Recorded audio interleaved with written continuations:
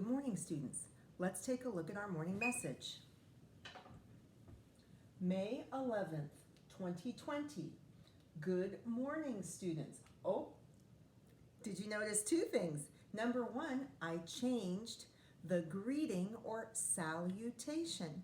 So the greeting or the salutation is the very first part of a letter or note, right? Usually I write dear students, but I thought I'd change it up a little. Good morning, students. Oh, but there's an exclamation mark, so I better give it some oomph. Here we go. Good morning, students.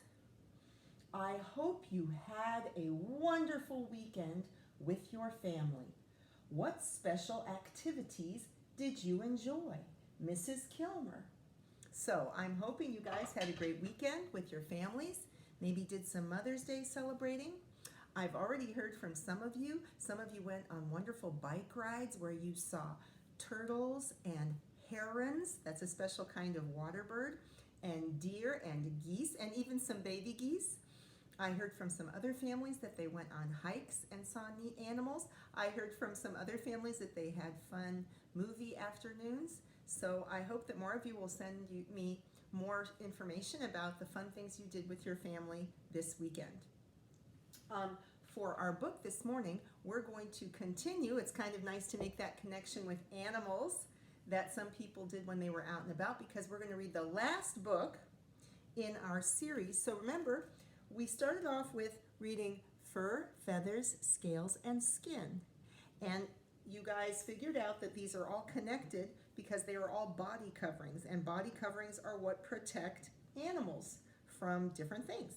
And so far we've read fur with the cutest kitten picture in the world, feathers, scales, and skin.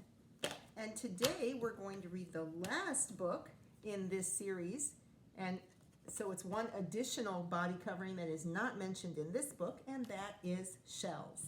Okay, here we go.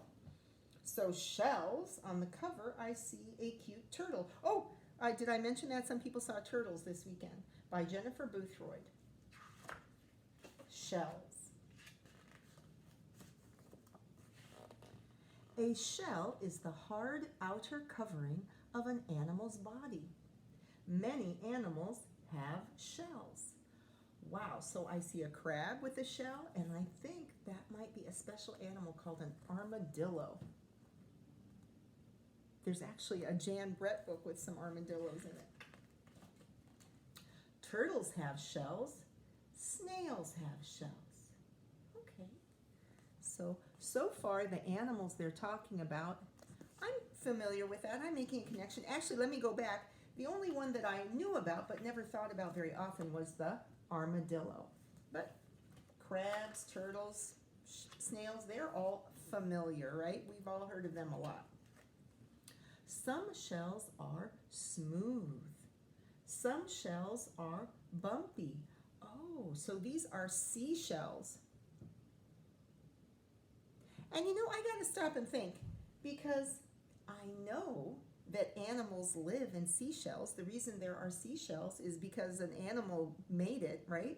But you don't think about that as much as you think of turtles being in a shell, right? Or a snail being a shell, because lots of times we just find the seashells at the beach after the animals have already gone.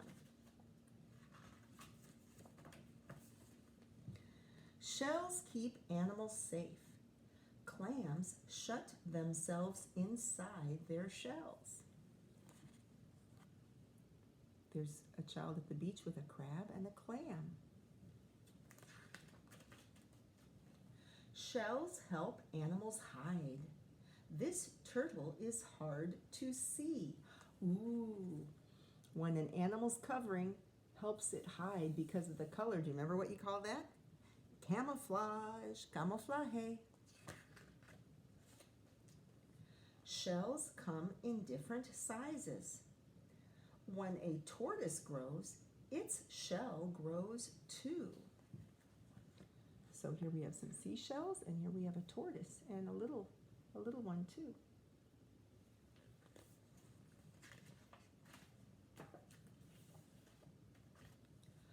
Lobsters shed old shells and grow new ones. crabs do not grow their own shells. Okay, so I got to stop and think. The lobster shedding their shell, wow, that's making so many connections. Remember, we've learned that fur is shed, scales are shed, skin is shed. So it turns out that some animals shed their shell also. But this is a curious thing. It says that hermit crabs don't grow their own shells. They live in the empty shells of other animals. Shells help animals in their surroundings.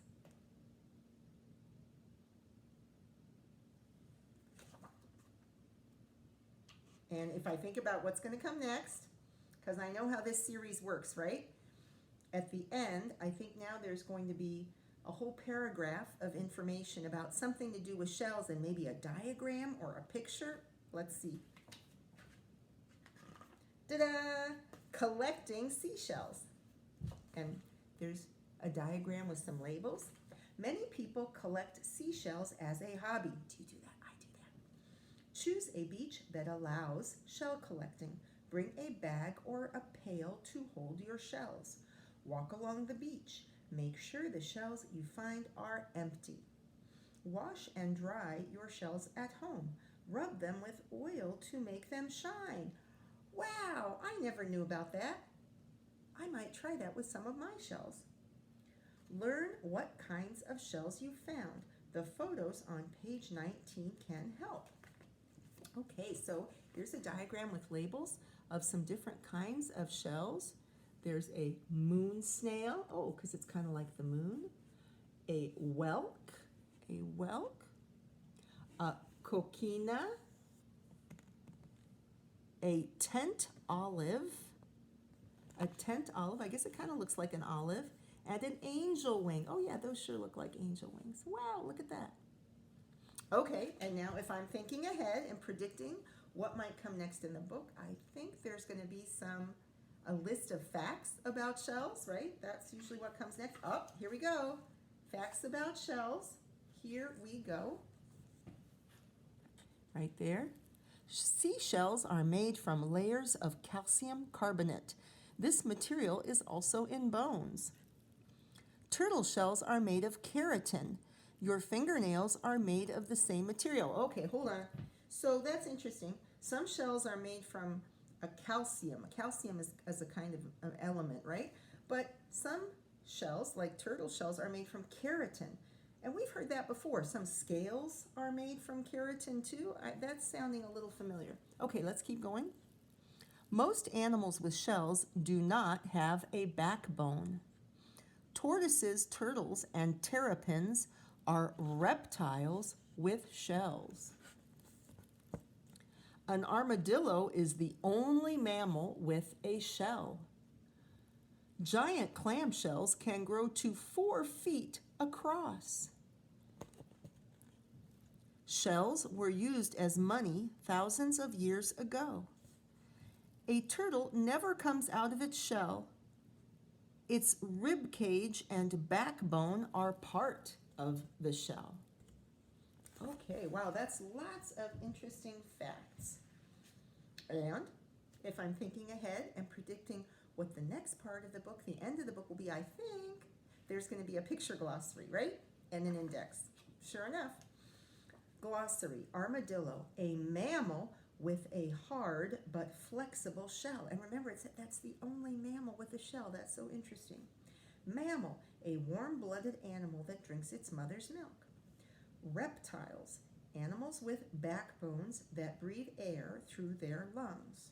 Shed, to lose or fall off. Shell, the hard outer covering of an animal's body. And there's my picture glossary, also with some text and the index. Okay, so I hope you enjoyed that learning about the body covering shells.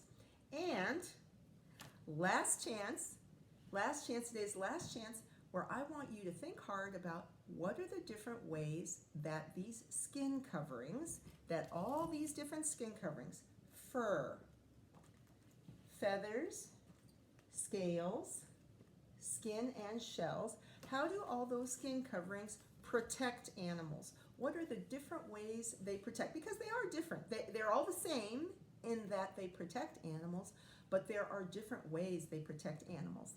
And I just think it's so great that we can enjoy continuing our learning about different animals and their body parts. And it's, connected to the learning calendar too. So please go ahead and email me with ways that those body coverings protect animals. And tomorrow we'll talk about it, and I'll reveal the answers that people have sent me, as well as some thinking I've been doing on my own. So I'll see you this afternoon with our second book. Bye.